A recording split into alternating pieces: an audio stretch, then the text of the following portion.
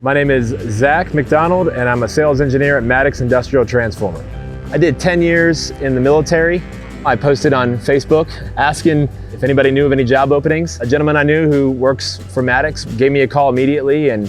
very adamant about the fact that I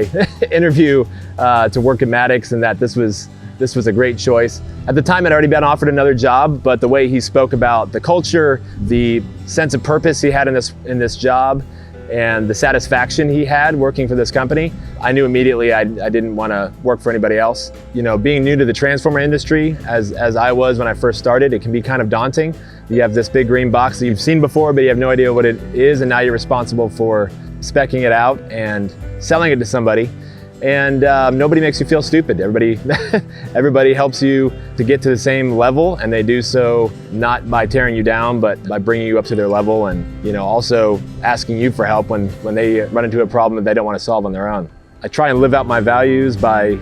doing what I'm given to do, whether it's being a parent or selling transformers, just trying to do it to the best of my ability, that everybody can sense that I'm doing it not out of spite for what it is, but because I want to do it and because I take joy in it and doing it to the glory of God.